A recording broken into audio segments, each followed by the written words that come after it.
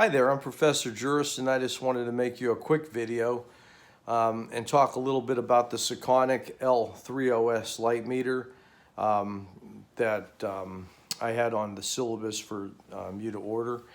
And if you chose to order it, I'm going to explain it a little bit. And some of this will come natural if you've been using the light meter in your phone. If you had Photo One and you actually downloaded the light meter app and been using it, then you'll kind of understand this. Now, this is actually a flash meter light meter, so that's the difference between this and the one on your phone. This will actually measure flash. Now, that's something that you need to kind of understand, that your camera cannot measure flash. So even if you were like, if I was set up, if this light that's on me is just an incandescent light, but it's actually a nice split light right there, but this is an incandescent light. But if it was set with a strobe and this was just the modeling light, you can't take the meter reading off of the modeling light. That's not going to give you the right exposure for the strobe. So you have to take a meter reading of the strobe light. Well, if you have a digital camera, I mean, you can kind of play with the trial and error until you get the picture the way you want it shooting it. If you're using film, this is really beneficial for using film because it'll tell you exactly what the exposure is. And it will save you a lot of time actually and make you even look more professional. And sometimes, like even with using digital, it's much more precise to use this, and you can actually get the correct exposure. And to give you an example of if you've been using this with film, I used to do a lot of pictures for groups like the orchestra at Sinclair and the Sinclair nursing students when they would graduate, and I would do like a huge group picture. And the way that I did this, if you've been in the Sinclair auditorium or you've been in any auditorium, you could kind of understand the vastness, the darkness, and everything that goes on in there. So what I want to do is just give you a scenario of the situation that I was faced with. So I went in to do this the first time, and I looked it over, and what I did was I went up in the balcony and I shot from the balcony. But up in the balcony, what I did is I put 3 strobe lights, and I believe I used 3 400-watt-second strobe lights, and I put one on my left-hand side, one directly in front of me underneath the camera, and one off on the right-hand side, so that I could cover the whole group, because the groups that I were doing were probably like anywhere from 60 to 100 people big, so they covered the whole auditorium stage. So I had to light that evenly. So by using 3 400-watt-second strobe lights up there, what I was able to do then is I had the theater director turn on the lights in the theater that were going to be set the way that when I was taking this picture they would be, because I wanted to measure it with the ambient light that was present too, so that I didn't have any like hot spots on somebody's face or something. I wanted to see it all. And then what I did is simply I went down to the stage and I pointed this back up toward where the camera was, and I had an assistant up in the balcony, and when he set off the strobe lights, I simply measured first on the right-hand side, the left-hand side, and in the center, and I made sure that they were all the same. And if they weren't, I had to maybe turn the light a little bit. I could have even backed it down on power if I needed to, but I just left them all the same. And the power was very good, because when the lights dispersed, the light in the center, let's say it went that way, the light on the side would go that way, and they would all kind of, just blend in at the distance that I was shooting from the balcony. But that's when this is a lifesaver, especially when you're using film. The first couple times I did some groups for the orchestra, I used the 4x5 camera up there because I wanted to make some really nice large black and white prints. So I shot black and white film, and again, right on. The exposure is right on. But if you're using a strobe light, you have to have a light meter that has a strobe meter in it. So you can't just use a light meter. It basically has to be a strobe meter. This Sekonic model does both. It'll record incident lights, like say if you wanted to take my picture, and it'll also record strobe light. It'll record strobe light without a PC cord attached to it, or it'll read strobe light with a PC cord attached to it. And there's a little spot right down on here where you would put a PC cord in if you wanted to fire it. Now you can also fire it by there's a button on the side, and when you have it in the strobe only mode or without unattached cord, you can press that button and it'll give you like 30 seconds to set off the flash. And what I would generally do is I would have a model hold this pointing toward the camera, and then I would set the strobe light off with the test button, and that would tell me exactly you know, what the exposure was going to be on the model. Now for things like the split light assignment, let's see if I can get a nice split light going here again. The side of my face is lit up, this side's in shadow. So for like the split light assignment, what would you do? And you'd want to find out the exposure for this.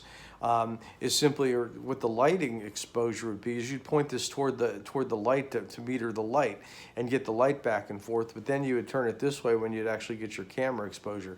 But that's the way that you would set your lights if you wanted to set like a 3-to-1 lighting ratio or something, what I'm going to show in the video about lighting, how to actually do that. But you know, this pointing toward the light will give you the exact exposure for the light. So that you don't blow out this side of the skin. And then when I would do it this way, what I'm also doing is recording the shadow. Now, when you do the split lighting assignment, another thing that actually helps is if you have this is a 16 by 20 piece of mounting board, but watch what happens here to the shadow side of my face. Let's get a nice split light going there on me. And when I bring this up, see, I can actually move this thing in and out of the picture here, but look at the side of my face, the way that it lightens up. It's really dark right now, and by moving this in, what I'm doing is I'm actually reflecting some of the light back there, so this side's not totally in total darkness, but I still have a nice split light, because you notice this is lit up very nice, but this is in shadow, but I can see some detail in the shadow area right now. So that's really what I want to have. So you might want to get a fill card too to put into the picture. It's simply just a piece of mount board. Now you can make a little stand with this on it. When I had a studio, I had a stand that I would mount this on a separate tripod with a pole on it. I adhered a pole to the back of this, and then I was able to turn this, and I could actually put this next to my subject and turn it like that, and then I didn't have to have somebody there to hold it. But you can have somebody there to hold it too, but it's just easier if you can set it up to work by yourself. So we'll take a look now at some of the things for the Sekonic light meter and how it actually works. But again, when you're using it, there's 2 modes to it. It'll actually read incident reading and reflected reading. So the reflective reading would be just like using a 35mm camera and pointing it at a gray card. And if I was going to use this as the reflected meeting, I would only want to use it with a gray card. So, and the reason is because all values have a different thing. Like if I point at this with the reflected at a white card, it's going to give me one reading. If I point it at my face, it's going to give me a different reading.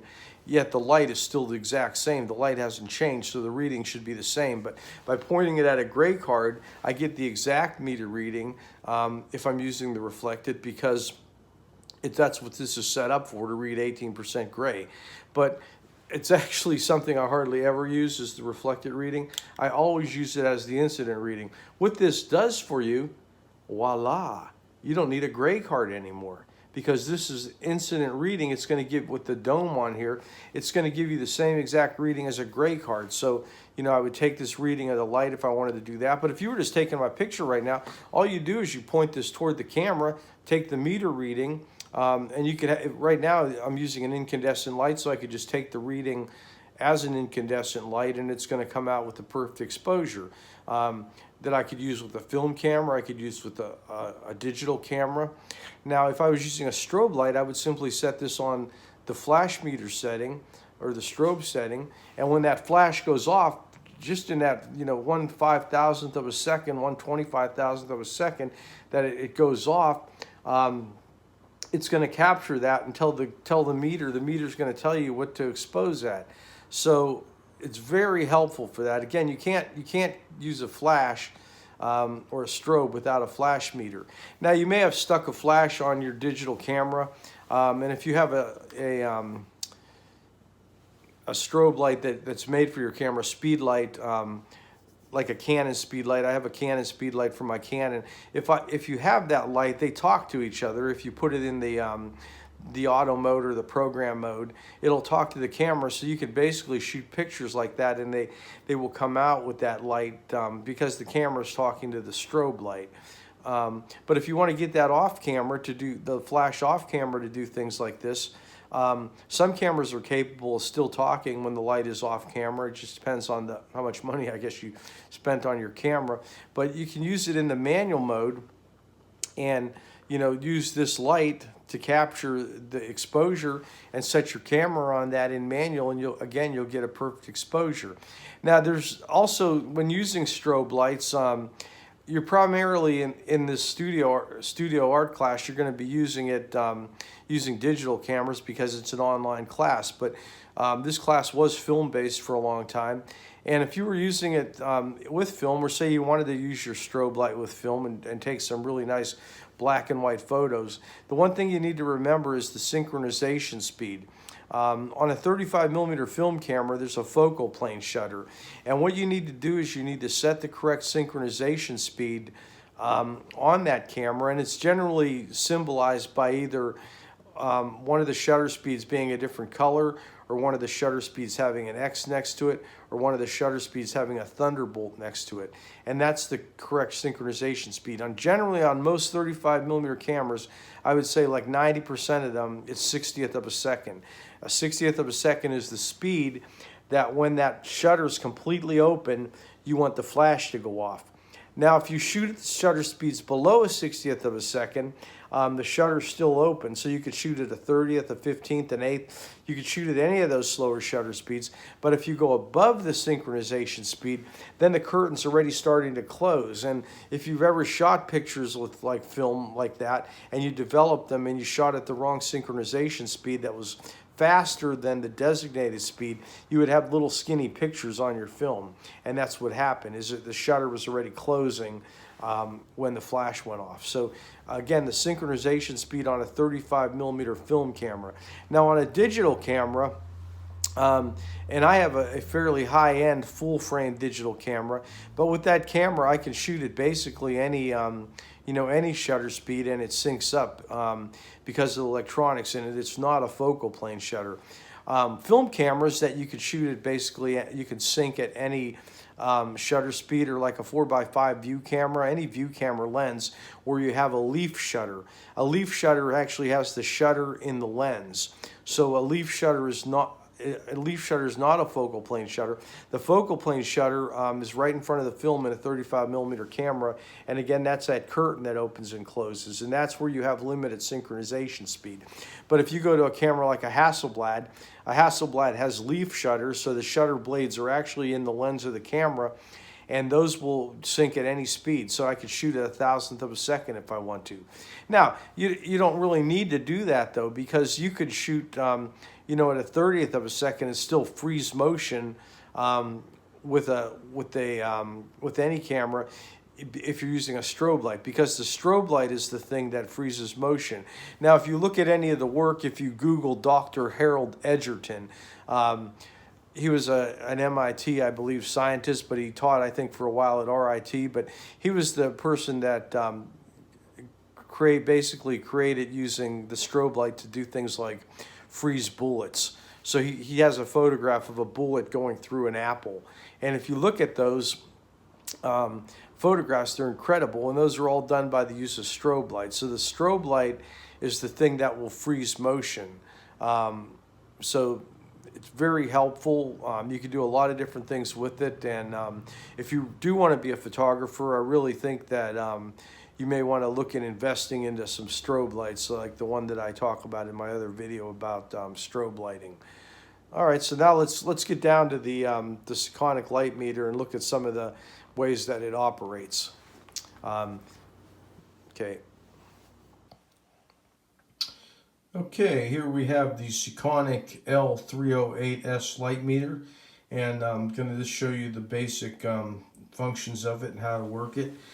So first of all, there's a power button right up here. So you're going to turn that on. Turn that on for you. And then the meter will come on. And then what you need to do up in this top area up here, it has, I don't know if you can see that or not. Let's make sure we can see that, those three things. So I'm going to click the mode button and click through it. And you can see the things change at the top there. So right there is an incandescent light. That's if you're just going to take a meter reading outside. so you would set that, and then by pushing this button right here, it gives you the meter reading, which would be F8 at 1/8 of a second right now. Then what you're going to do is you could go through to the strobe setting, and make sure I'm on mode, yeah. So that when I click the mode thing, the next one right there is strobe light. So if I'm taking a picture again with the strobe without a PC cord, I could simply you know, push this button on the side, and you'll see that thing start to flash. See it start to flash there, and that means it's ready for the strobe light. So then if you would fire the strobe light using the test button, that will lock in the exposure right there. So I'll go ahead and click that. And then the next mode is if you're using a strobe light on a, still clicking there. So that's if you're using a strobe light with a PC cord, and there's a little thing down here on the thing that you simply pull that out and get it out. And then you could plug your PC cord into there. Now, a lot of people really aren't using PC cords anymore. They're using things like pocket wizards and stuff to connect the camera to strobe lights. And most of the newer strobe lights, if you buy a new set, they're going to be equipped for that, so they can talk to the camera. And even if you get a set of old strobe lights, some of the pocket wizards, there's a receiver and a transmitter, so you plug the flash into the receiver, and the transmitter comes from the camera in order to set it off. The ASA or ISO that you're setting is right here, and when you click on that, you can go ahead and set the film speed. I don't know if you see it up there, it's 640 right now, and you can basically scroll through and make it go up and down. The top right hand corner there, we're watching the numbers change. So that's to set your ISO. And it's basically a very, very simple meter. Again, in the first part of the video, I talked about the incandescent reading and the reflected reading, but you know, I can't really even think of a time I used the reflected reading. I basically use this incident reading whether I'm doing strobe light or if I'm doing incandescent light. So it works great for that. This is a pretty simple to use. It's not going to, you know, complicate you too much, but it's going to really give you some good results, and it's fairly cheap. It's one of the cheapest light meters that you can buy. That's a professional model that is really easy to work with, and it's not too hard on the budget. Now, I don't know if you could find this green one anymore. I think this was one of those limited runs that they made, and I saw this and I grabbed it. But you know, most of them are in black, and that's fine. But and you could also look on, you know, eBay too if you wanted to try to find one of these that's used. One of the first ones that I had was an L-308. I believe it was a 308B. So it was a really early model, but it just said Sekonic on it. And on the back, I think it said the 308, but you know, you could find these on eBay maybe fairly cheap. I don't know, I haven't really looked, but just another idea. So anyway, I hope this helps. If this video helps, please give me a thumbs up. Please smash that subscribe button and subscribe to the channel. And that's helping support the channel by subscribing, and I will see you with some more videos. Thank you.